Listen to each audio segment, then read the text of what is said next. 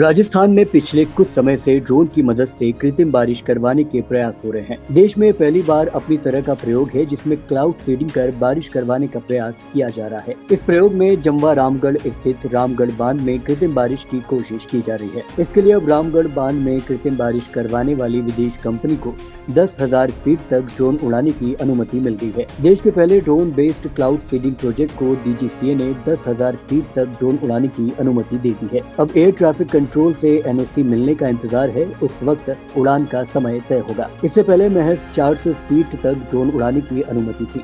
इसके चलते जम्वा रामगढ़ स्थित रामगढ़ बांध में कृत्रिम बारिश की उम्मीदें एक बार फिर जाग उठी है। कृषि मंत्री डॉक्टर किरोड़ी लाल मीणा की पहल के बाद अमेरिका और बेंगलुरु की technology company ZenX AI project पर कृषि विभाग के साथ मिलकर काम कर रही है। इस संबंध में हाल ही में केंद्रीय नागरिक उड्डयन मंत्री से मुलाकात भी की थी। कृषि विशेषज्ञों का कहना है कि अगर समय पर ये प्रक्रिया शुरू हो जाती है तो बांध में पानी की कमी को काफी हद तक दूर किया जा सकता है। देश में अपनी तरह के इस पहले प्रयोग में बार बार टेस्टिंग के दौरान भी सफलता नहीं मिल पाई है। जब 12 अगस्त को पहली बार प्रयोग किया गया तो भीड़ की वजह से GPS सिस्टम ने काम नहीं किया।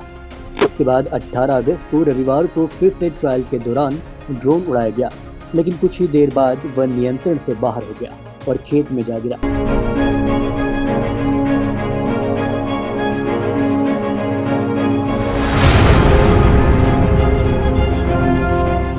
राजस्थान में पिछले कुछ समय से ड्रोन की मदद से कृत्रिम बारिश करवाने के प्रयास हो रहे हैं। देश में पहली बार अपनी तरह का प्रयोग है जिसमें क्लाउड सीडिंग कर बारिश करवाने का प्रयास किया जा रहा है। इस प्रयोग में जम्वा रामगढ़ स्थित रामगढ़ बांध में कृत्रिम बारिश की कोशिश की जा रही है। इसके लिए अब रामगढ़ बांध में कृत्रिम बारिश करवाने वाली विदेश कंपनी को 10,000 फीट तक ड्रोन उड़ाने की अनुमति मिल गई है। देश के पहले drone based cloud seeding project को DGCA ने 10,000 फीट तक ड्रोन उड़ाने की अनुमति दे दी है। अब एयर ट्रैफिक कंट्रोल से NOC मिलने का इंतजार है। उस वक्त उड़ान का समय तय होगा। इससे पहले महज 400 फीट तक ड्रोन उड़ाने की अनुमति थी।